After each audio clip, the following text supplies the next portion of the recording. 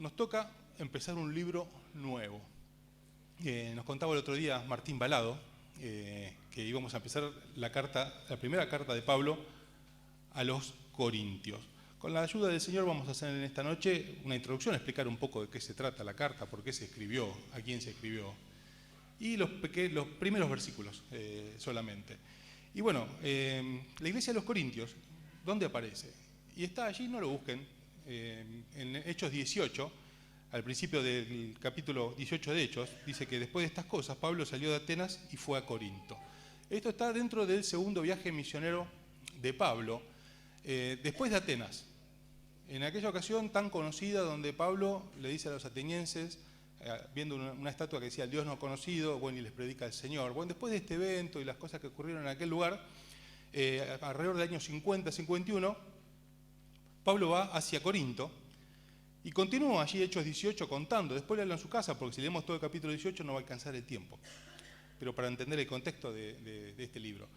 Continúa la historia diciendo que allí encontró un matrimonio, que eran Aquila y Priscila, también muy conocidos. Y como eran del mismo oficio de Pablo, ellos se dedicaban a hacer carpas, se pusieron lo que sería hoy una pyme, un microemprendimiento. Y mientras trabajaban en estas cosas, ellos empiezan a predicar la palabra de Dios. ¿En dónde? En la sinagoga. Los días de reposo, dice el verso 4 del capítulo 18, y discutían en la sinagoga todos los días de reposo y persuadía a judíos y a griegos. Y uno dice, ¿qué hacen los griegos ahí, en la sinagoga? Bueno, son prosélitos, que se llama. ¿Qué son los prosélitos? Son gentiles, gente que no son del pueblo judío, que se convierten al judaísmo. Y allí Pablo, entre días de trabajo, los días de reposo, apartaba un tiempo junto con Aquila y Priscila a ir a discutir, a enseñar a judíos y a prosélitos. Y después de un tiempo que están ellos en esta ciudad, se suman a Corinto Silas y Timoteo. Dice el verso 5 que cuando Silas y Timoteo vinieron a Macedonia, Pablo estaba entregado por entero a la predicación de la palabra, testificando a los judíos que Jesús era el Cristo. Para este entonces, cuando Silas y Timoteo van a Corinto, ya Pablo había cambiado. No estaba haciendo carpas, sino que estaba a tiempo completo. Estaba a tiempo completo predicando la palabra. Y uno dice, ¿y por qué cambió? Bueno, cambió porque la obra es dinámica. Y gran parte del servicio en la casa de Dios tiene que ver con entender esto. Que la obra es dinámica, que las necesidades cambian y que nosotros tenemos que entender esto y ver a qué cosa guía Dios. No es respuesta, bueno, siempre lo hicimos así. Yo siempre hice carpas, voy a hacer esto, o voy a dedicar a tiempo completo. Son distintas necesidades y son distintas situaciones que vive la iglesia, a las cuales tenemos que ser sensibles. Y lo que no cambia, hermanos, es la doctrina, es lo que dice la palabra de Dios. El resto en cuanto a la forma, las ocupaciones, los lugares, nosotros tuvimos reunión allá, tenemos reunión acá, lo tenemos que ir acomodando porque las necesidades sí cambian. Y bueno, sigue con el relato de Hechos diciendo que como se armó un lío grande con los judíos en aquel lugar, tan grande fue la discusión que se armó, que empezaron una discusión donde blasfemaron. Y bueno, como todo tiene un límite, allí Pablo se sacude los vestidos y dice, me voy a predicar a los gentiles. Hasta acá estaba predicando a judíos. Dice, me voy a predicar a los gentiles. Entonces se va a otro lado. No, se queda en Corinto. No se va muy lejos. Dice el verso 7, que saliendo de allí, se fue a la casa de uno llamado Justo, temeroso de Dios, el cual estaba junto a la sinagoga. Se fue al lado. Qué cosa notable. Dice, bueno, me voy a los gentiles, chau, se toma el micro. No, se fue al lado. Porque no es una cuestión de locación geográfica, sino una cuestión de objetivo. Y la iglesia, aún estando en el mismo lugar, puede tener distintos objetivos. Y aquí Pablo dice, bueno, no vamos a hacer más esto, sino vamos a dedicarnos a los gentiles. Y se queda en aquel lugar un tiempo que no parece demasiado extenso. Dice el verso 11, que estuvo allí 1 año y 6 meses enseñándoles la palabra de Dios. Están 1 año y medio en la casa de este justo, predicando. Y bueno, cuenta el relato que allí se convierte Crispo, que ¿quién era? Crispo y toda su casa, que era el responsable de la sinagoga, que estaba al lado, uno de los principales de los judíos. Y se convierten y se bautizan muchos corintios. Y allí nace la iglesia de Corinto, a la cual Pablo le escribe esta carta. Nace una iglesia en un lugar realmente impensado. Ahora vamos a ver por qué. Impensado para nosotros, pero no impensado para Dios. Dios tiene un plan para cada uno, y así como nadie es demasiado fuerte como para no necesitar a Dios, nadie está demasiado alejado ni es demasiado pecador como para que Dios no pueda rescatarlo. Humanamente ninguno de nosotros daría 2 pesos para hacer una iglesia en ese lugar. ¿Por qué? ¿Cómo era la ciudad? Bueno, era una ciudad griega, que era un puerto. Esto traía que sea muy cosmopolita, tuviese habitantes de muchísimos lugares, de distintos pueblos. Y otra característica era que era una ciudad muy rica. Había muchos medios y había mucha mezcla de todo. Había mucha mezcla de gentiles y judíos, había mezcla de libres y esclavos. Así como había gente muy rica, había gente muy pobre. Era una ciudad muy rica, muy próspera, pero muy promiscua. Después vamos a ver, pasado los viernes, algunas situaciones que se ven incluso en la iglesia. Una ciudad tan promiscua que se usaba la palabra corintear en referencia a los corintios como sinónimo de relaciones sexuales ilícitas fuera del matrimonio. Tal era la fama que tenía la gente de ese lugar.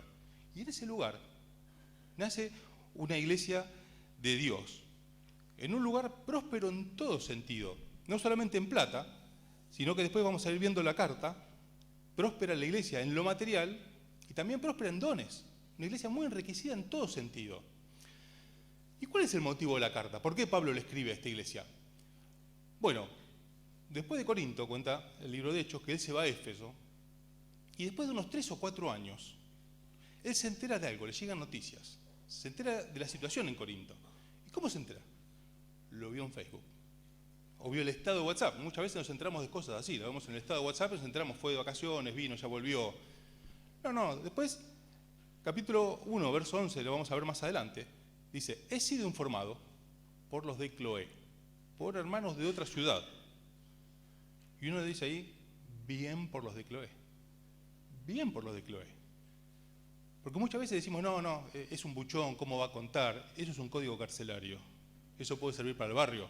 No es así en la casa de Dios. Hace poco veíamos el cierre del libro de Santiago.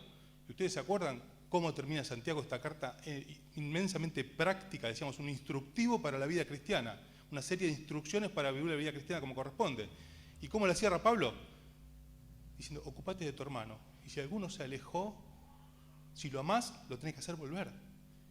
Y acá los de Cloé no son botones, no son buchones que van y están contando lo que no les importa, sino que entienden esto, que si alguno hace volver del error al hermano, lo libra de un montón de cosas, decíamos, incluso hasta de la muerte física. Así que bien por los de Cloé. Con este informe, Pablo envió a Timoteo y después a Tito. Y ellos van hasta este lugar, elevan un informe a Pablo, y eso lo impulsó a escribir esta carta que vamos a empezar a estudiar en el día de hoy. Hermanos, hay algo que tenemos que tener en claro. Muchas veces hay confusión, y de hecho yo algunas veces encontré discutiendo este tema, sobre qué es murmuración y qué es juzgar. Murmuración es cuando algún hermano tiene un problema y nosotros empezamos a hablar de ese problema de ese hermano con todo el mundo. Eso es murmurar y está mal y no debemos hacerlo. ¿Qué es lo que corresponde? Lo que hicieron los de Cloé. Hablar con los responsables de la iglesia y decirle, está esta situación. Porque si nos importa, es lo que tenemos que hacer. Esto no es murmurar. Hablar con los responsables de la iglesia no es murmurar, es preocuparme por la santidad de la iglesia y por el bienestar de mi hermano. Y lo ama más el que hace esto que no dice nada. Porque no es bueno ni para la persona ni para la iglesia. Entonces no es murmurar de ninguna manera, hablar con algún responsable y contarle alguna situación irregular. Lo que sí tenemos que hacer es no hablar con el resto, porque esto es muy desagradable, desagrada muchísimo a Dios. Esto es desnudar al hermano y está muy mal. Allí está Noé cuando se emborracha y su hijo Cam lo ve. Y a Dios desagradó muchísimo. porque dice que lo vio. Y uno dice, ¿y qué culpa tiene que lo vio? No, la palabra original significa contempló con satisfacción. Y el otro hijo, entendiendo la situación, cubrió la desnudez del padre. Y siempre nos decía Jorge, ¿no? Si un día yo quedase borracho tirado en la vereda, me gustaría que me tapen, no me gustaría que lo cuenten, saquen fotos y cuenten a todo el mundo. O eso sí es murmurar. Lo otro no, lo otro es preocuparnos por el hermano. ¿Y qué es juzgar? Es decir, ¿cómo juzgan esto Timoteo y Tito? Hicieron un informe que Pablo le tuvo que escribir esta carta. No hay que juzgar. No es que no hay que juzgar. El Señor mismo dijo, juzgad con justo juicio. Lo que no hay que hacer es juzgar según mi parecer, mi simpatía, depende de la cara del cliente. Eso está mal. Pero aquí, responsables de la iglesia tuvieron que elevar un informe juzgando con justo juicio. ¿Y cuáles eran los problemas que ellos informaron? Bueno, la iglesia tenía muchos problemas. Tenía divisiones y conflictos en el seno interno. Porque es esperable que haya conflictos con los de afuera. Pero es un problema enorme cuando los conflictos son internos. Y hay problemas tan serios que llevaba a algunos a llevar a los hermanos, a otro hermano, a tribunales paganos, seculares. Tenían que juzgar fuera de la iglesia, tales eran los desacuerdos. ¿Qué otro problema tenían? Bueno, tenían un problema de inmoralidad sexual. Vamos a verlo pasado los capítulos. Tanto que alguno dice tiene la mujer de su padre, que no es la madre. El padre se había vuelto a casar y después la que era mujer del padre terminó siendo la mujer del hijo. Barbaridades. ¿Qué otra cosa? Tenían una incapacidad para conjugar la libertad que tenemos en Cristo con la fe cristiana. Libertad no es que podemos hacer cualquier cosa. Esto está muy claro. Nosotros tenemos libertad para elegir lo bueno, cosa que el que no conoce a Dios no lo puede hacer, porque la naturaleza del hombre lleva a hacer lo malo. El corazón del hombre está inclinado de continuo hacia el mal. Y nosotros tenemos la libertad de poder hacer lo bueno. Y Dios nos da esa capacidad por medio del Espíritu que mora en nosotros de elegir lo bueno.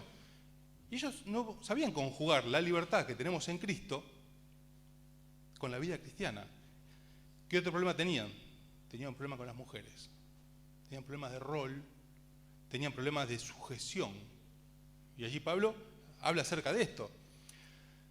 Tenían otro problema, que las injusticias sociales que se vivían en la ciudad tan diferente, donde había realidades tan diferentes, se veían reflejadas en los encuentros de comunión. Y esto no puede pasar nunca. Y es otro de los motivos que impulsan a Pablo a escribir esta carta. Y ellos tenían otro problema, que era la ostentación orgullosa de los dones que Dios le había dado.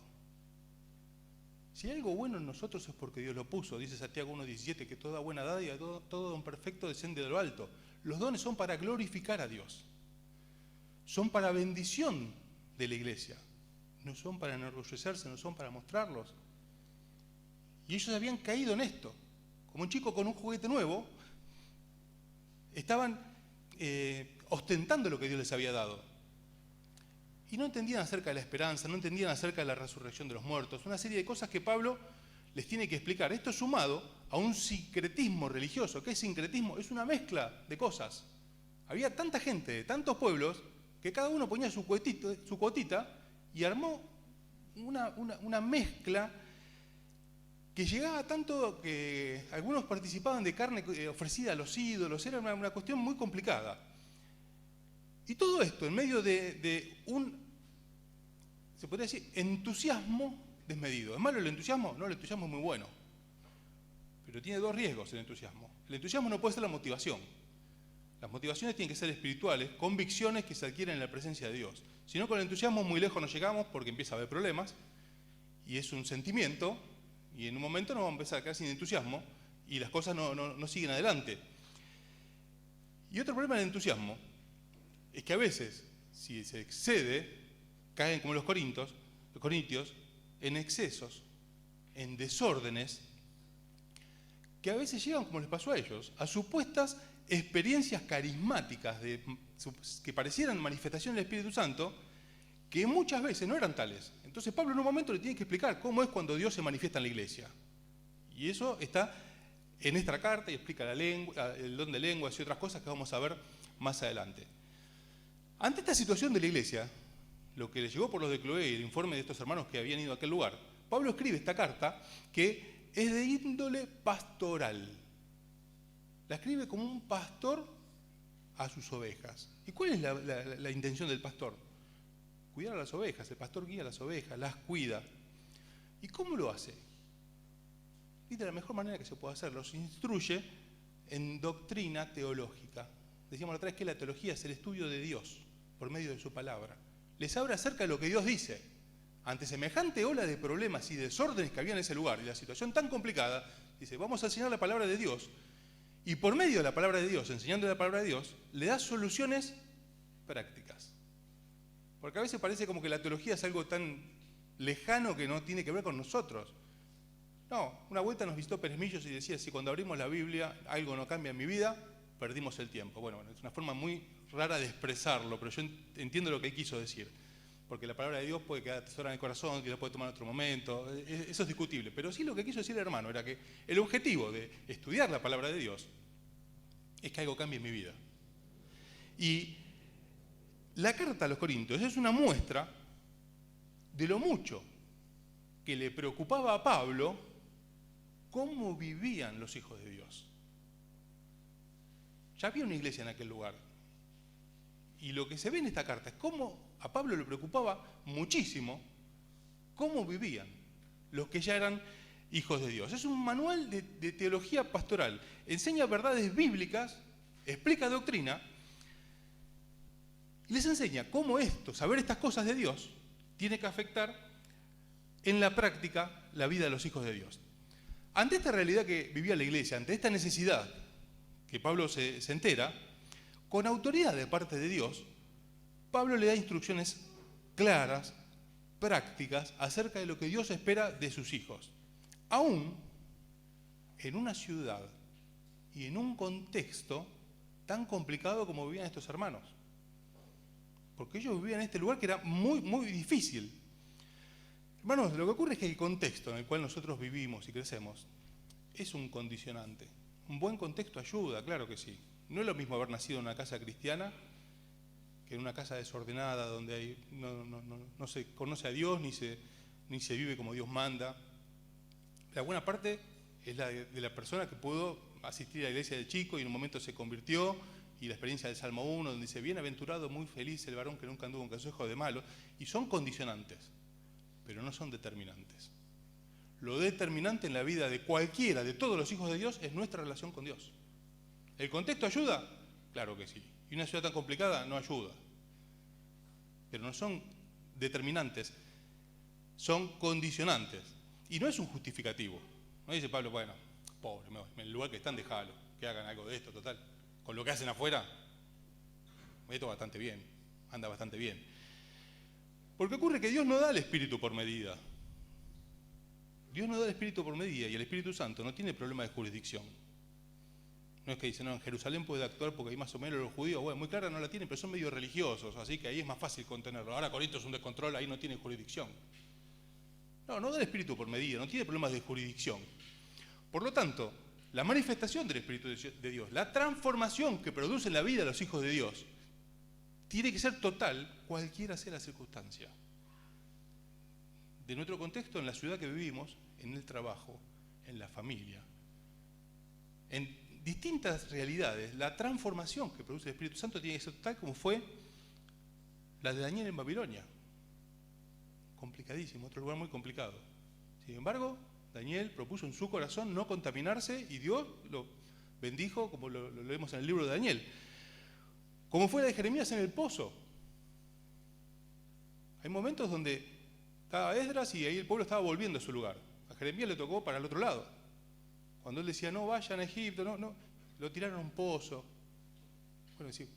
Bueno, no digo más nada. De hecho, en un momento Jeremías lo dijo. No voy a decir más nada, pero había un fuego dentro de él, ¿no? Que lo impulsaba. No depende del contexto, como Pablo cuando estaba en el calabozo, con grilletes en los pies. El Espíritu Santo no tiene problema de jurisdicción, no tiene problema, no es por medida. Y es notable como Pablo, ante problemas tan complicados, les explica con términos absolutos lo que Dios dice. Dice, miren hermanos, no importa lo que pase en aquel lugar, Dios dice esto. Generalmente, ocurrió en todos los tiempos y hoy como nunca, que la gente escapa a los términos absolutos. A la gente no le gusta. Por eso dicen, no, mi verdad es esta. Yo te digo, pero no te tomes muy en serio. Si vos no estás de acuerdo, vemos. Mi verdad es esta. Esto llega a tal punto que, fíjese en los noticieros. El noticiero dice, ¿hasta cuándo va a llover? No sé, vos tenés un meteorólogo que está pagando, decímelo, para eso puse el canal. ¿Va a seguir subiendo el dólar? Hay economistas, contápelo, quiero informarme.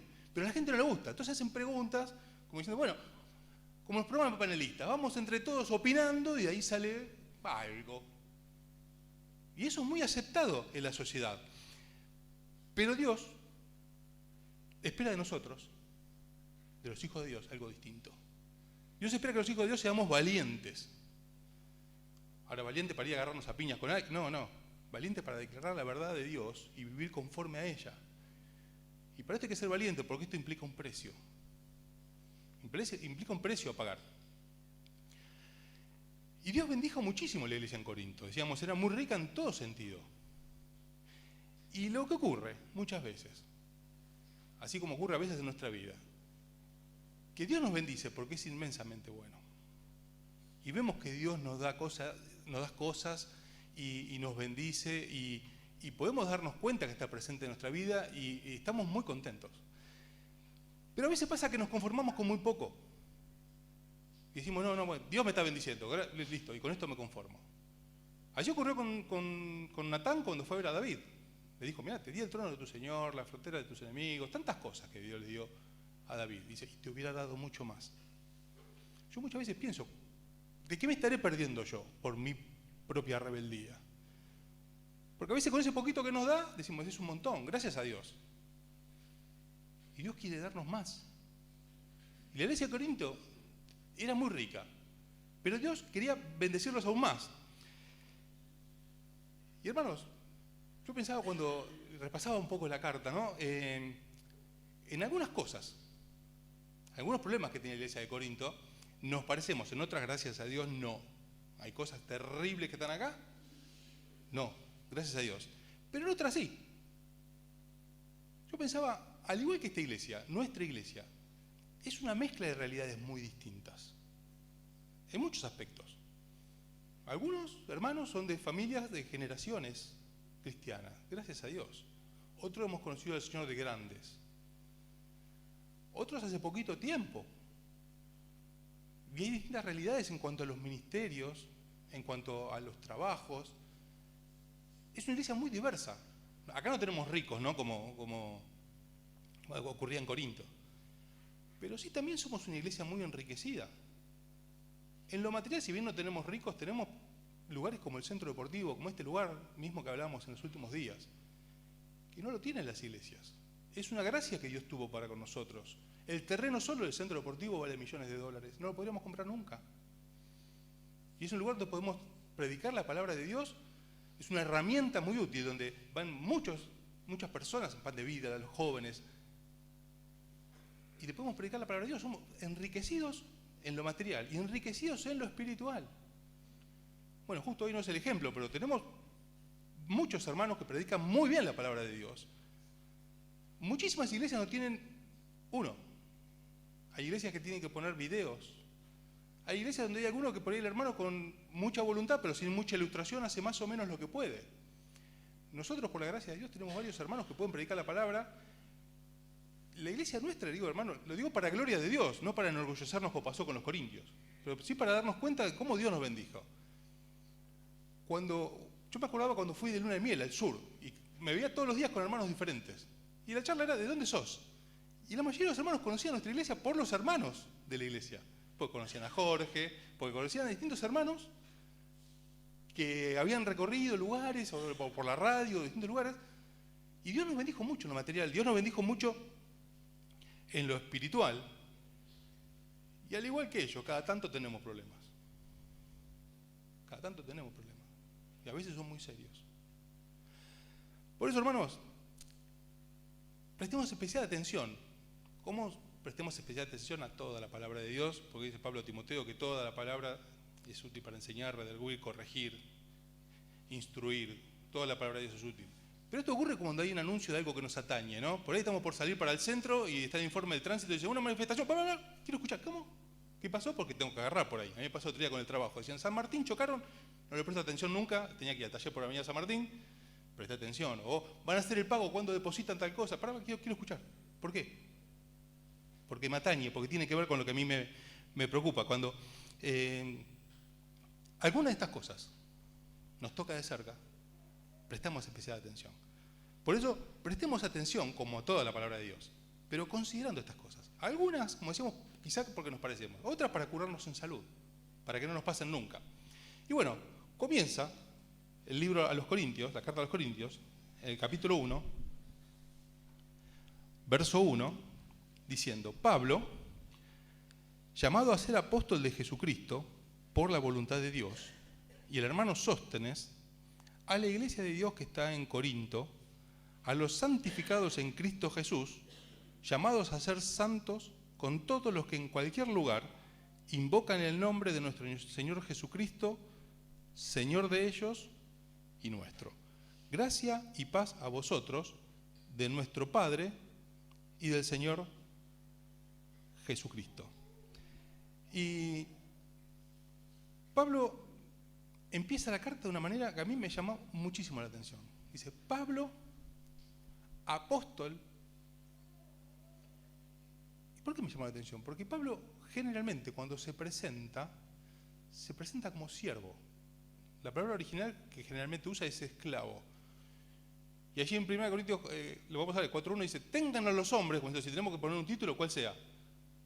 Servidores. Y la palabra original es la misma, esclavos. Si tenía que elegir algún título, decía, ténganos por predicadores, por apóstoles. No, ténganos como esclavos. Y acá empieza la carta diciendo, Pastor Apolo, Pablo, apóstol, al revés. Pablo, apóstol. Dice, ¿qué pasó? ¿Se puso la chapa? No. ¿Por qué no siervo? Porque entre las realidades complicadas que vivía la iglesia de Corinto, una de ellas era que cuestionaban algunos hermanos la autoridad de Pablo. Lo vamos a ver explicado en el capítulo 9. Pero Pablo era cuestionado por algunos hermanos. Habían entrado en la iglesia falsos maestros, falsos profetas, y lo estaban cuestionando. Y yo pensaba, qué notable, ¿no? Que tantas veces ocurre que aparecen cosas nuevas, que no tienen mucho, vienen medio flojo de papeles como estos falsos maestros, falsos apóstoles. Sin embargo, el cuestionado era Pablo. No eran aparentemente tan cuestionados ellos. A veces pasa eso. A veces aparece algo y los cuestionados es lo que Dios proveyó, lo que Dios levantó. Bueno, hermanos, hay que tener confianza que lo que Dios hace es permanente. Hay que ver qué es lo que ocurre. ¿Por qué? Porque con el tiempo se ve el respaldo de Dios. Por eso cuando aparece algo así, te vas a decir, bueno, dame 3 meses sobrio, o sea, vamos a ver que se confirme en el tiempo esto que ocurre. Pero a mí me llama muchísimo la atención, como él tiene que decir, para que yo sea apóstol, no es lo mismo que esto, que no sé de dónde salieron y de dónde sacaron estas enseñanzas. Y dice, y el hermano Sóstenes, ¿quién era él? Bueno, era uno de los judíos que está allí en Hechos 18, que se había armado un lío, y en un momento en la discusión de los gentiles lo empezaron a golpear. Y aparece después, no se le nombra más, y aparece de vuelta acá. ¿Será el mismo Sóstenes? Posiblemente sí. Pareciera como que los golpes le ayudaron a acomodar un poco las ideas y se convierte a Cristo. Lo cierto es que es otro principal de la sinagoga. Otro por el cual nosotros no daríamos 2 mangos. Yo me acordaba de esto cuando hace un par de semanas pude predicar la palabra de Dios en Pan de Vida y lo que hice fue contar mi testimonio. Y pasó el tuit de atrás y me da una mano de hebrea, dice, por él no dábamos 2 mangos. Así nomás, con la sencillez y el cariño que lo caracteriza, ¿no? Y yo me acordaba de esto, no dábamos 2 mangos los principales en la sinagoga. ¿Quién se va a pensar que se pueden llegar a convertir? Bueno, dice Pablo y este Sóstenes. Dice el verso 2, a la iglesia de Dios que está en Corinto. Yo pensaba, qué notable que Pablo, cuando le escribe a los corintios, sabiendo la situación que estaban pasando, las cosas que estaban pasando en esa iglesia, le dice, le escribo a la iglesia de Dios que está en ese lugar. Y me hacía acordar a Juan cuando escribe en Apocalipsis a las iglesias y dice los problemas que hay en las iglesias. Y en algunos yo pensaba, nosotros ni primos nos llamaríamos, no hermanos. Ya hacen estas cosas. Yo no me quiero identificar con ellos, ni primo, lejos de ser hermanos. Sin embargo, Pablo les dice, no importa lo que pasa, es la iglesia de Dios, porque Dios no reniega de los suyos. Dios no reniega de los suyos. Dios nos pagó un precio altísimo, la sangre de su Hijo. No se va a olvidar de nosotros. Dios es infinitamente paciente. Y Dios dice, como le dijo a la iglesia de Éfeso en Apocalipsis 2, mira de dónde has caído. A mí me conmueve la misericordia de Dios que nos dice, mira dónde estás, qué desastre que sos, ya no, ni parecés mi iglesia, ni parecés hijo mío. Dios dice, mira de dónde has caído. Y a los corintios les dice, hay algo claro, hermanos, esta es la iglesia de Dios, aunque no parezca por las cosas que pasan. Porque Dios no reniega de los suyos, pues nos pagó carísimo, no se va a olvidar de nosotros. Y les dice, a los santificados en Cristo Jesús, llamados a ser santos, con los que en cualquier lugar invocan el nombre de nuestro Señor Jesucristo, Señor de ellos y nuestro. Y uno dice, a los santificados a ser santos. Parece el caballo blanco, ¿de qué color es el caballo blanco de San Martín? Está diciendo lo mismo, ¿cómo santificados llamados a ser santos? No, son dos cosas distintas. Está hablando de los santificados. Los hijos de Dios hemos sido santificados, hemos sido separados por Dios, por medio de la fe en Jesucristo. Y somos salvos, y nada puede cambiar esa realidad. Nada puede hacer que alguien que se convirtió, que creyó en Cristo, se pierda. Y hay una realidad inmutable, que no cambia nunca para los que hemos creído en Jesucristo, que somos santificados. Es un hecho. Esto es un hecho. No está en discusión, no cambia y no hay nada que lo pueda deshacer.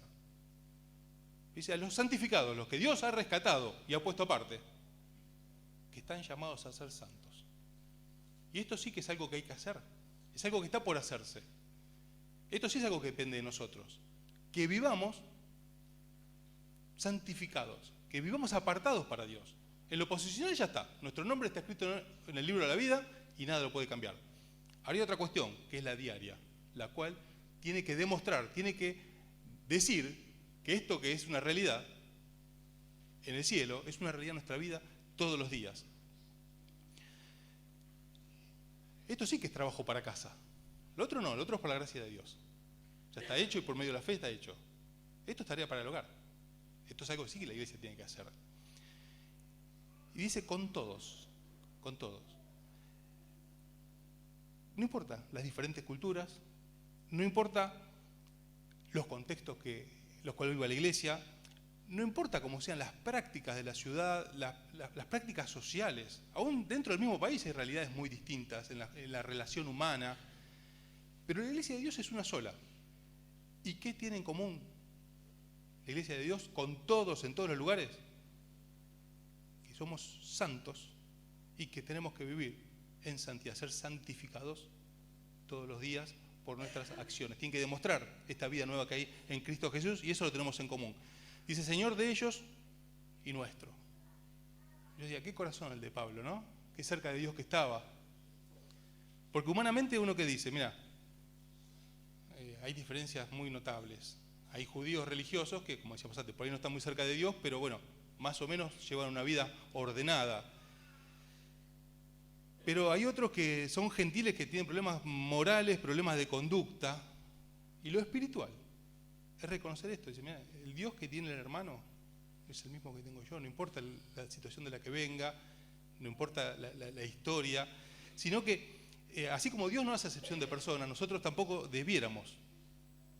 Y tenemos que saber que todos nosotros, aun con estas diferencias tan notables, Pablo dice, todo es el mismo Dios de todos, porque en todos nosotros Dios está trabajando. Todos nosotros, cada uno de nosotros, somos un proyecto de Dios que está en proceso. Algunos va más avanzado el proceso y ya son más maduros y se manifiesta más la obra de Dios en la vida. Otros están empezando, pero todos nosotros somos un proyecto en proceso. El salmista dice, en cuanto a mí, estaré satisfecho cuando despierta tu semejanza. Hasta ese momento tenemos que ser un proyecto en proceso. No es que decimos, listo, ya estamos. Después de tantos años, después de esto, estamos listos. En todos nosotros Dios está trabajando. Y en todos nosotros Dios tiene paciencia. Porque a veces con algunas situaciones nosotros no tenemos tanta paciencia. Algunas cosas nos irritan más. A mí me pasa que algunas cosas me irritan más. Le tengo menos paciencia. Y se espera de nosotros como hijos de Dios que tengamos un grado de esa paciencia, entender cómo Dios me tuvo paciencia a mí, hermano, como Dios te tuvo paciencia a vos. Como Dios le tuvo paciencia a Pablo, que fue perseguidor de la iglesia. Como Dios le tuvo paciencia a Israel. Le dice, todo el tiempo extendí mi mano a este pueblo rebelde y contradictor. ¿Qué paciencia la de Dios? Bueno, hermanos, son distintas manifestaciones, las distintas conductas, pero que tienen un mismo origen, que es la lejanía de Dios. En algunos con más años en la casa de Dios se manifiestan de otra manera. Y quizás se manifieste por ahí no contestando como debiéramos o no viniendo a alguna reunión. Y otros que nos convertimos más de grande por ahí se manifiesta prendiendo fuego a algo, porque son distintas realidades. Pero la solución es siempre la misma. El salmista, en el Salmo 73, dice, en cuanto a mí, el acercarme a Dios es el bien. Y no importa cuál sea la manifestación que haya en nuestra vida, cuando estamos lejos de Dios, la solución es siempre la misma. Así como Dios es el mismo para todos. En cuanto a mí, el acercarme a Dios es el bien. Y termina el versículo 3 diciendo, gracia y paz a vosotros, de nuestro Padre y del Señor Jesucristo. Dice, gracia y paz, y dice, ¿de dónde salen? Tienen un solo origen, que es el Señor. La gracia y la paz en la iglesia, la gracia y la paz en nuestra vida tienen un solo origen. Y la ausencia de la gracia y la ausencia de la paz en nuestra vida, generalmente también tiene un mismo origen, que es la lejanía de Dios que se queda a estas cosas. Hermanos, si estamos lejos, hay una sola forma, volver. Porque en cuanto a mí, el acercarme a Dios es el bien. Hermanos, este es el llamado que Pablo hace a la iglesia de Corinto. Y es el llamado que Dios nos hace siempre cada vez que nosotros caemos, cada vez que nos desanimamos, cada vez que nos enfriamos, cada vez que nos desviamos. Es volver a Dios, que es el dador de estas cosas. Pues hermanos, ¿cómo hacerlo? Bueno, buscándolo, y como vamos a ver a lo largo de estos viernes en esta carta, buscando a Dios por medio de su palabra, buscando a Dios en obediencia, buscando a Dios en adoración, que tiene mucho más que ver con la obediencia que con la canción. Por eso que Dios nos bendiga todos estos viernes para poder considerar todas estas cosas que Pablo les enseña a esta iglesia. Para que si en alguna nos toca de cerca, como algunos problemas internos, como alguna discusión, como alguien que no me cae bien, Dios puede obrar. Y si alguna no, bueno, gracias a Dios, pero curémonos en salud, porque va a ser muy útil. Todos corremos este riesgo, porque la carne no se convierte. Y si en algún momento nos alejamos de Dios, estas cosas pueden aparecer. Por eso que Dios nos bendiga para poder estudiar esta carta con esta intención, considerando nuestra propia debilidad y viendo lo que Dios espera de nosotros, viendo en su palabra para conocerle más y para hacer lo que a Él le agrada, esperando que Él se manifieste en medio nuestro. Oramos al Señor. Padre del cielo, cuántas gracias te damos por tu palabra. Gracias, Señor, porque en ella podemos conocerte, podemos entenderte en parte lo que te agrada, Señor, y lo que te desagrada también. Y también en ella vemos nuestra realidad reflejada muchas veces, la cual nos avergüenza, pero Señor, cuánto nos bendice y nos alegra tu misericordia que siempre nos esperas y nos recibes. Gracias, Padre, porque en tu corazón siempre está el deseo que nosotros volvamos y el de volver a estar en comunión con nosotros, Señor, cuando nosotros no lo merecemos. Por eso rogamos por nosotros mismos, nos dé la gracia, Señor, de tener un corazón humilde, Señor, sabiendo de nuestra debilidad, sabiendo de tu misericordia, siempre tengamos el deseo de vivir en santidad para poder estar en comunión contigo y tú te puedas manifestar en nuestra vida y en la iglesia también. Señor, gracias por este libro que empezamos a estudiar este viernes. Rogamos que tú nos bendigas a lo largo de las semanas para que podamos crecer en tu conocimiento y en santidad, Señor. Danos la gracia de poder sacar provecho a esta carta tan rica que nos has dejado en tu palabra. Señor, oramos muy agradecidos por poder compartir este tiempo de alabanza, de lectura de tu palabra y de comunión también. En el nombre del Señor Jesucristo oramos. Amén.